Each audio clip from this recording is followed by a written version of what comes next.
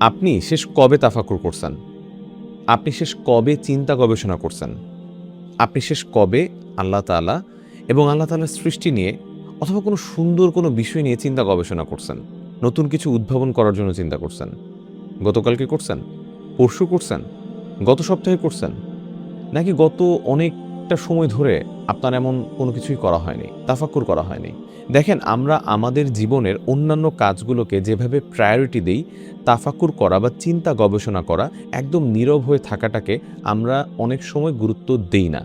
আমরা অফিসের কাজ করি, বাসার কাজ করি, আমাদের নিজেদের অন্যান্য এন্টারটেইনমেন্টের কাজগুলো করি, কিন্তু তাফাক্কুর আমরা করি না। বরং আমাদের তাফাক্কুর করাটা উচিত।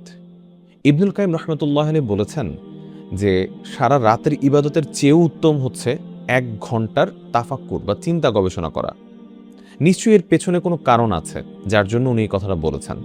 নিশ্চয়ই তাফাক্কুর করলে আপনি এমন এমন কিছু উদ্ভাবন করতে পারবেন, এমন এমন কিছু কাজ করতে পারবেন, এমনভাবে নিজের রুহকে প্রশান্তি দিতে পারবেন যেটা আপনি অন্যান্য অনেক কাজের মধ্যে আপনি পাবেন না। আমাদের একটা বড় সমস্যা হয়ে যায় কি, আমরা যখন ইবাদতে যাই, আমরা যখন কোনো একটা কাজ করতে যাই, তখন আমাদের মন বসে না। আমরা ডিপ ফোকাস রাখতে পারি না। আমরা ফোন হাতে নিয়ে নেই, আমরা সোশ্যাল মিডিয়ায় স্ক্রল করি, অথবা আমরা অন্যান্য কোনো কাজে নিজেদেরকে ব্যস্ত করে ফেলি। একটা কাজ করতে গিয়ে আরেকটা কাজ করে ফেলি। এর অন্যতম কারণ হচ্ছে যে আমরা অনেক তথ্য গিলছি ঠিকই, অনেক প্রোডাক্টিভ কাজ করছি ঠিকই, কিন্তু সেটাকে নিয়ে আমরা সঠিকভাবে তাফাক্কুর করছি না। আর সেই কারণে আমরা যেটাই কনজিউম করছি সেটাকে আমরা ঠিকভাবে হজম করতে পারছি না, বদহজম হয়ে যাচ্ছে। সেটার কোনো ভালো একটা রেজাল্ট আমরা নিয়ে আসতে পারছি না। আজকের ভিডিওতে আমরা জানব যে আমরা কিভাবে তাফাক্কুর করব, কখন করব, কেননা এর মাধ্যমে আমাদের পুরো জীবনটাই হয়তো বদলে যেতে পারে। আপনি যখন তাফাক্কুর বা চিন্তা গবেষণা করবেন, তখন আপনার এনভায়রনমেন্ট, আপনার সময় খুব বেশি ম্যাটার করবে। কেননা দেখেন, এনভায়রনমেন্টের কারণে অনেক কিছুই চেঞ্জ হয়ে যায়। আপনি কোনো একটা গাছ রোপণ করবেন, সেখান থেকে ভালো ফল প্রত্যাশা করবেন। আপনি কিন্তু গাছটা একটা টাইলসের মধ্যে রোপণ করলে হবে না। গাছটা কোনো একটা মাটিতে বপন করতে হবে যেখান থেকে আপনি ভালো ফলন পাবেন। ঠিক তেমনিভাবে আপনি যেই কাজটা যেখানের জন্য প্রযোজ্য, সেই পরিবেশটা যদি আপনি না দিতে পারেন, আপনি সেখান থেকে ভালো রেজাল্ট পাবেন না।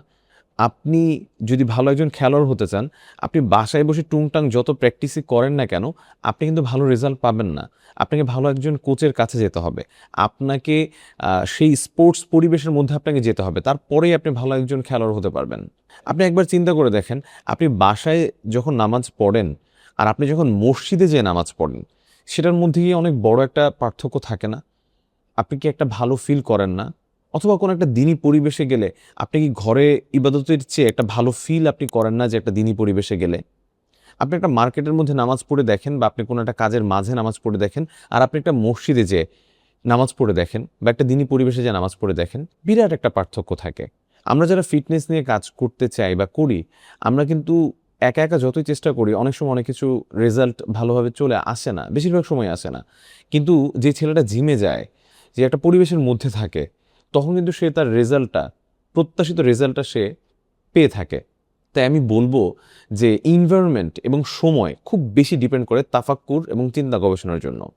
এখন কি ধরনের এনভায়রনমেন্ট হবে এবং কোন সময়টা হবে?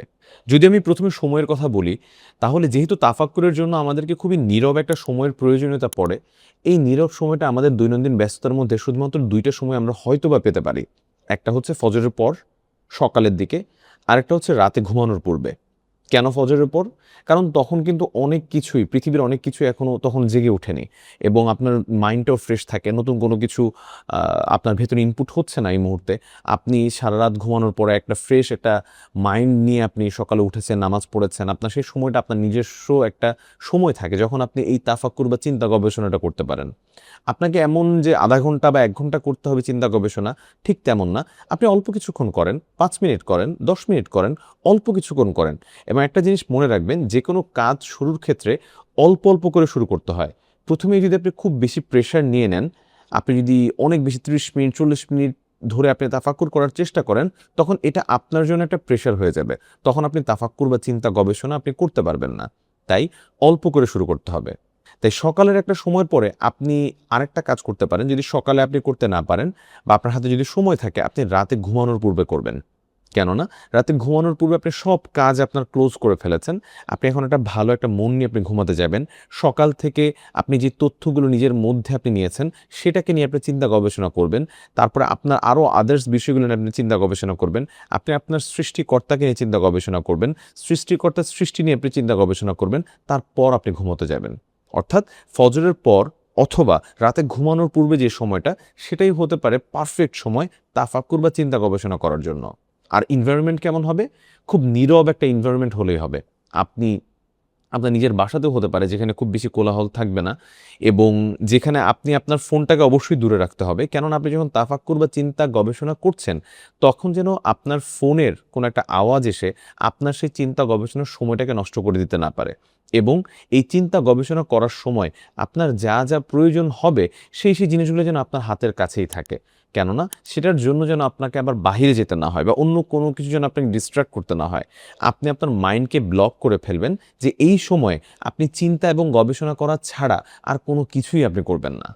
এই এনভায়রনমেন্ট এবং সময়, এই দুইটা জিনিস যদি আমি ঠিক রেখে তাফাক্কুর করতে পারি, তাহলে আশা করা যায় যে চিন্তা গবেষণা করার যে রেজাল্টটা, যেই ভালো ফলাফলটা, সেটা আমরা পেতে পারি।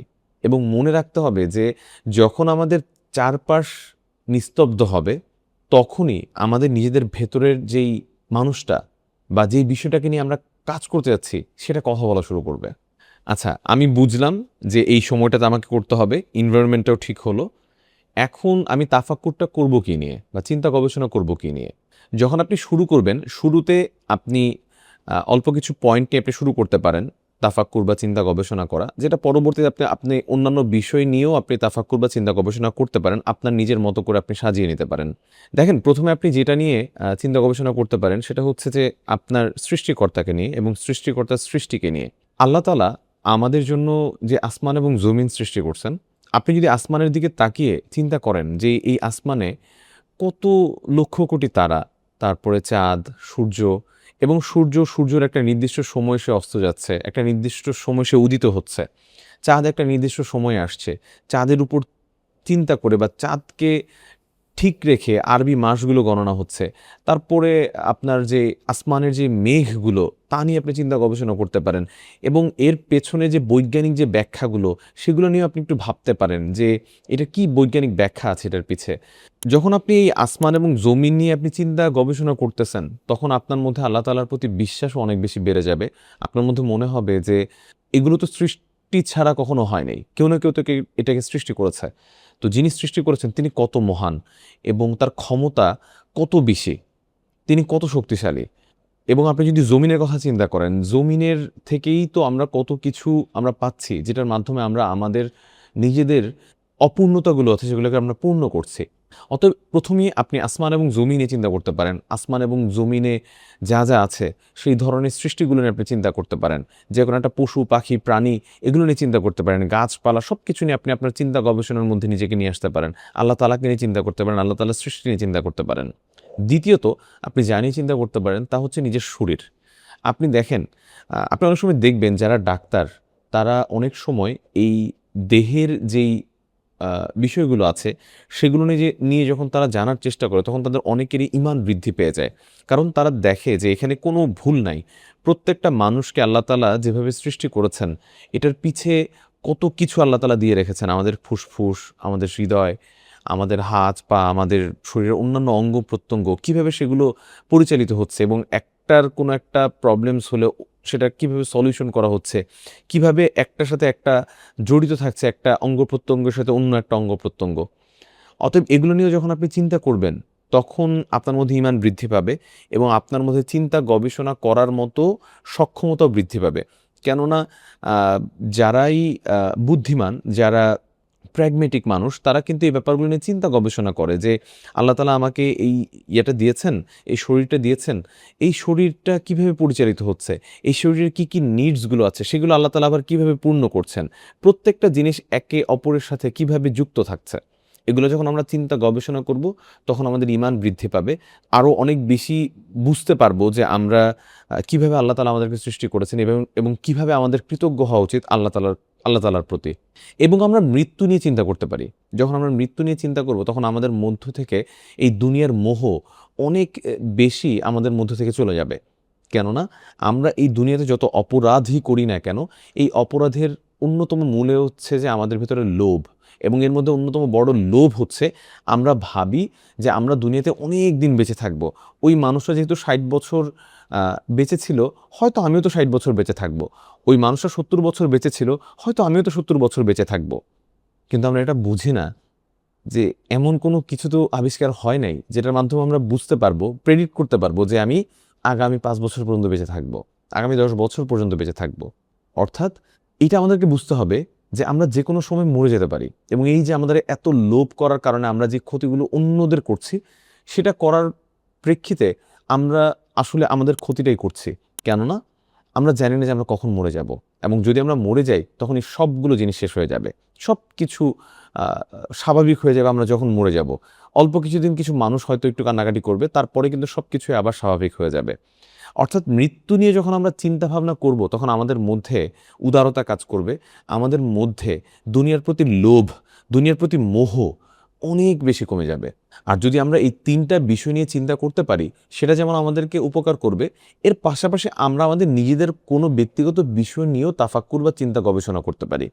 যেমন ধরেন, কেউ যদি লেখালেখি করে, বই লিখতে চায়, সে তার যেই বই লেখার টপিক, সেটা নিয়েও সে তাফাক্কুর বা চিন্তা গবেষণা করতে পারে। সাধারণত যারা লেখক, তারা কিন্তু এমন নিস্তব্ধ সময়ের প্রয়োজনীয়তা অনেক বেশি ফিল করে, এবং এই নিস্তব্ধ সময়গুলোর সময় তারা তাফাক্কুর করার মাধ্যমে, চিন্তা গবেষণা করার মাধ্যমে এত সুন্দর সুন্দর বই লিখে গিয়েছেন, এত সুন্দর সুন্দর সৃষ্টি আমাদেরকে উপহার দিয়ে গিয়েছেন, এবং এর কারণেই মানুষ উপকৃত হচ্ছে। তাই আমাদেরকে এই চিন্তা গবেষণা করতে হবে। প্রথমত এই বিষয়গুলো নিয়ে চিন্তা গবেষণা করতে পারলে আসমান জমিন, নিজেদের শরীর, মৃত্যু এবং নিজেদের কোনো পার্টিকুলার কোনো বিষয়, তখনই আমি তাফাক্কুর করতে পারবো, চিন্তা গবেষণা করতে পারবো। শুরুতে আমি এই বিষয়গুলো নিয়ে তাফাক্কুর করতে পারি। আসলে যখনই আপনি তাফাক্কুর করবেন বা চিন্তা গবেষণা করবেন, আপনি সবসময়ই আপনার মনকে স্থির হয়তো রাখতে পারবেন না, কিছু কিছু সময় মন খুব অস্থির হয়ে যাবে। কিন্তু মনকে স্থির রাখাটা যেহেতু গুরুত্বপূর্ণ, আপনি কিছু কিছু কাজ করতে পারেন যার মাধ্যমে আপনার মনটা স্থির থাকবে। আপনি যখন তাফাক্কুর করবেন, তখন আপনি কিছু দোয়া পড়তে পারেন। ধরেন রব্বি ইশরাহ লি সদরি, রব্বি জিদনি ইলমা, অথবা 3 কুল পড়তে পারেন, এবং সূরা ইখলাস পড়তে পারেন। সূরা ইখলাসটা একটু বেশি পড়তে পারেন। এর মাধ্যমে আপনি যেটা হবে যে আপনি নিজের মনকে প্রিপেয়ার করছেন এবং আল্লাহ তাআলার কাছে আপনি সাহায্য চাচ্ছেন, এবং আপনি একটা মনকে স্থির রাখার একটা টেকনিক ইউজ করতেছেন। সেকেন্ড, আপনি যে কাজটা করতে পারেন সেটা হচ্ছে যে আপনার যখনই আপনি মনে হবে যে আপনার মন অন্যদিকে সরে যাচ্ছে, তখনই আপনি আপনার মনকে আবার ফিরিয়ে নিয়ে আসবেন। মানে যখনই মনে হবে যে মন অন্য অন্য কাজে চলে গিয়েছে, অন্যদিকে চলে গিয়েছে, ঠিক যখনই মনে হবে ঠিক তখনই আবার নিয়ে আসবেন। এভাবে যখন আপনি মাঝে মাঝে এই কাজটা করতে থাকবেন, একটা না একটা সময় যে আপনার আগে যতটা বেশি মন অন্যদিকে চলে যেত, এখন অর্থাৎ কিছুদিন পরে সেই কাজটা অনেক কমে যাবে। অর্থাৎ আপনি আপনার নিজের মনের উপর কন্ট্রোল আরও অনেক বেশি রাখতে পারবেন। আরেকটা থার্ড যে কাজটা আপনি করতে পারেন, যেটা আমার কাছে খুবই পছন্দের, সেটা হচ্ছে যে লিখে রাখা। কাছে যদি আপনি একটা কলম আর খাতা রাখেন, এবং যখনই আপনার কোনো কিছু আপনার মধ্যে প্রভাব ফেলার চেষ্টা করবে, তখন আপনি সেটাকে যখন লিখে রাখবেন, তখন আপনি নিজে সেটাকে অ্যানালাইসিস করতে পারবেন, আপনি বুঝতে পারবেন, আপনি ওই চিন্তাটাকে ধরতে পারবেন, এবং এটা একটা বিরাট একটা শক্তি। আপনি যদি এই লেখার শক্তিটাকে আপনার অভ্যস্ততার মধ্যে নিয়ে আসেন, অভ্যাসের মধ্যে নিয়ে আসেন, সেটা আপনাকে অনেক বড় একটা শক্তি দিবে, এবং অন্যান্য যে কোনো কাজে আপনার জন্য এটা একটা আপনার জীবন পরিবর্তনকারী একটা অভ্যাস হতে পারে যদি আপনি এই কাজটা করতে পারেন। এবং এই কাজটা আপনি তাফাক্কুরের সময় করতে পারেন, যেটা আপনার জন্য খুবই ভালো হবে, আপনার তাফাক্কুর বা চিন্তা গবেষণাতে আপনাকে অনেক বেশি হেল্প করবে। শেষে জাস্ট একটা কথাই বলবো, সেটা হচ্ছে যে যারা আমরা এখনও তাফাক্কুর বা চিন্তা গবেষণার অভ্যাসটাকে নিজের মধ্যে আনিনি, তারা যেন এই অভ্যাসটাকে নিয়ে আসি। আর যারা আনতে পেরেছি, তারা কাইন্ডলি জানাবো, যে কমেন্টে জানাবো যে আমরা আমাদের নিজেদের তাফাক্কুর জার্নিতে আমরা কী ধরনের চ্যালেঞ্জ ফেস করেছি, বা কী ধরনের চ্যালেঞ্জ আমরা ফিল করি যে আমাদের জন্য আসতে পারে, এবং সেটাকে আমরা কীভাবে মোকাবেলা করতে পারি। যদি নিজের মধ্যে থাকা কোনো সলিউশনও থাকে, সেটাও আমরা শেয়ার করব। তাফাক্কুর বা চিন্তা গবেষণা করা, যেটা আগেও বলেছি, একজন বড় আলেম বলেছেন যে 1 ঘন্টার এই তাফাক্কুর বা চিন্তা গবেষণা করা সারা রাতের ইবাদতের চেয়ে উত্তম হতে পারে। তাই আমরা অবশ্যই তাফাক্কুর করব, চিন্তা গবেষণা করব, এবং আমাদের নিজেদের আত্ম উন্নয়ন করব এই তাফাক্কুর এবং চিন্তা গবেষণা করার মাধ্যমে।